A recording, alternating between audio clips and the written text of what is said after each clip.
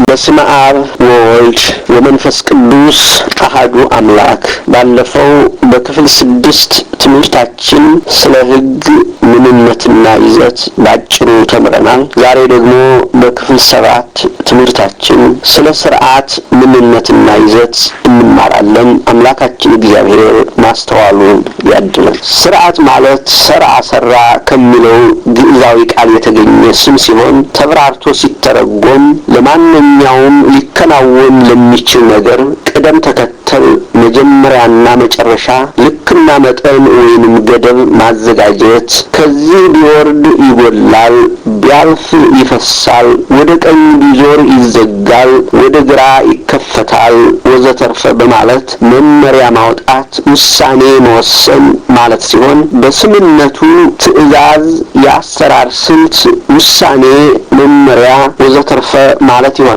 በአንድ አገር ወይንም መንግስት አንድ አይነት ሕግ ሲኖር ልዩ ልዩ ሥርዓታት ሊኖሩ ይችላሉ።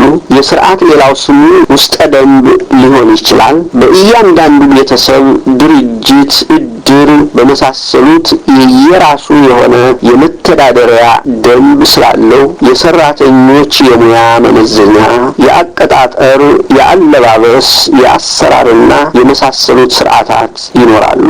በእያንዳንዱ ግለሰብ ቤትም በቤተሰቡ መካከል በጽሑፍ የሰፈረ የመተዳደሪያ ሥርዓት ባይኖርም በቃል የተጠና፣ በልቡና የተጻፈ፣ በባህል በልምድ ሲያዝ የመጣ ሰብአዊነትን ያጠቃለለ ልማዳዊ ሥርዓት ስላለ ቤተሰቡ ሁሉ በዚያው ልማድ መሰረት የቤተሰቡን ወይንም የቤተሰቡን የኑሮ መልክና ሰላማዊ ጸጥታውን ይጠብቃሉ፣ ያስጠብቃሉ። የዚህ አይነቱ ሥርዓት እንደ ጊዜው ሁኔታ፣ እንደ ህብረተሰቡ ንቃተ ህሊና የቤተሰቡ ወይንም የህብረቱ መሪዎች ለኑሯቸው እድገትና ለቤተሰባቸው ደህንነት እንዲሁም ለድርጅታቸው ይበልጥ መሻሻል ሲሉ ሊያሻሽሉት ወይንም ፈጽመው ሊለውጡት፣ ሊያጠብቁት ወይንም ሊያላሉት ይችላሉ። የሥርዓት አይነት፣ የሥርዓት ይዘት በልዩ ልዩ አገልግሎት ልዩ ልዩ ቢሆንም ሁለት አይነት አበይት ክፍሎች አሉት። እነዚህም የተፈጥሮ ሥርዓትና በመሪዎች ወይንም በአንድ ህብረተሰብ ውስጥ የሚዘጋጁ የመንፈሳዊም ሆነ የስጋዊ ህይወት መመሪያና የአሰራር ወይንም የአኗኗር ስልቶች ናቸው። የተፈጥሮ ሥርዓት የተፈጥሮ ሥርዓት የሚባለው የሥነ ፍጥረት ፈጣሪ እግዚአብሔር ለፈጠረው ፍጥረት ሁሉ በነጻ ያደለው የእያንዳንዱ የግል ጸጋ መለያና የአስተሳሰብ እንዲሁም የአኗኗር ስልት ነው። ይህም በመሆኑ ሁሉም አንድ አይነት ጠባይና የህይወት ስልት የለውም። የየራሱ የግል ጠባይ አለው። ለሰው ልዩ ሥርዓት አለው። የእንስሳትም ሥርዓት ሌላ ነው። የአራዊት ሥርዓት የተለየ ነው።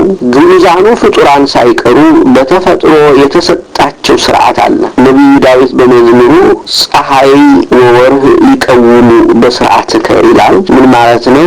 ፀሐይና ጨረቃ በሥርዓት አንተ በሰጣቸው ሥርዓት ይመራሉ ማለት ነው። ስለዚህ እያንዳንዱ ፍጡር ተፈጥሮ የራሱ የሆነ የተለየ ከተፈጥሮው ጋር የሚስማማ ሥርዓት አለው ማለት ነው። ለእያንዳንዱ የተሰጠው ሥርዓት ከተፈጥሮው ጋር የሚስማማና ተመሳስሎ የሚሄድ ሐቅ ነው። የአንዱ ሥርዓት በሌላው ላይ ሲታይ የሚያስቀይምና የሚያጸይፍ ነው። ምክንያቱም የአንዱ ተፈጥሮ ከሌላው ልዩ ስለሆነ ሥርዓቱም በዚያው ልክ ነው። የእግዚአብሔር ፍጥረት ለይኩን ባለው ቃሉ ተፈጠረ፣ በየወገናቸውም ሥርዓታቸውን ለየ።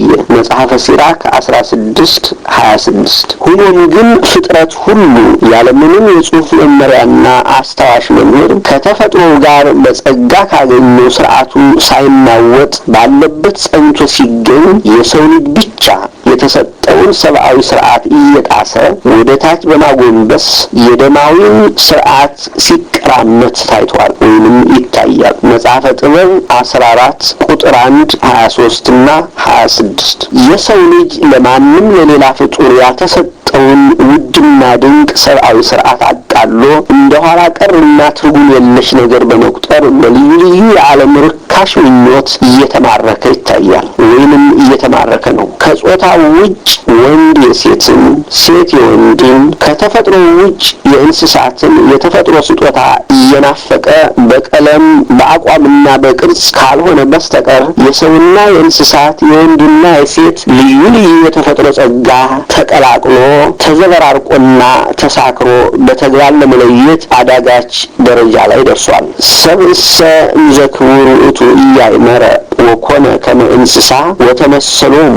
ሰው ግን ክቡር ሆኖ እያለ ወይንም ሳለ ክብሩን አላወቀም፣ እንደሚጠፉ እንስሶች መሰለ ይላል መዝሙር በምዕራፍ 48 ላይ ቁጥር 12 ሮሜ 1:26 እስከ 28። የሰው ልጅ ለስጋዊ ስልጣኔ የመጠቀውን ያህል በሰብአዊ የተፈጥሮ ስርዓት ላይ ያለው አመለካከትና ተጨባጭ አዎንታዊ ተግባር ሲተች ወይንም ሲታይ ስር ነቀል የሆነ የሰብአዊ ስርዓት ለውጥ በማካሄድ ላይ ይገኛል። ይህ ሁኔታ እንደ ቅዱሳት መጻሕፍት ትንቢታዊ ምስክርነት የፍጻሜ ዘመን ቃጭል መሆኑ ነው። በጽሑፍ የሚዘጋጅ የመተዳደሪያ ስርዓት በየትኛውም ህብረተሰብ በአንዲት የመጨረሻ ዝቅተኛ ጎጆ ቤት ከሚኖሩ ቤተሰቦች ወይንም ባልና ሚስት ጀምሮ እስከ ታላቁ አገር አቀፍም ሆነ ዓለም አቀፍ ቤተ መንግስት ድረስ እንደየማህበረሰቡ ባህልና የስልጣኔ ደረጃ ልዩ ልዩ የሆነ የኑሮ መመሪያ ወይንም ስርዓት በምሁራንና በመሪዎች ቅንብር ይዘጋጃል። በመሆኑም ማንኛውም በህይወት ውስጥ የሚከናወን ስጋዊም ሆነ መንፈሳዊ ተግባር ስርዓትና መመሪያ ይወሰንለታል። አለዚያ ግን ከስርዓት ውጭ በዘፈቀደ የሚሰራ ስራ ሁሉ መልክና ዋጋም ያለው አርኪ ውጤት ሊኖረው አይችልም። የተመሰቃቀለና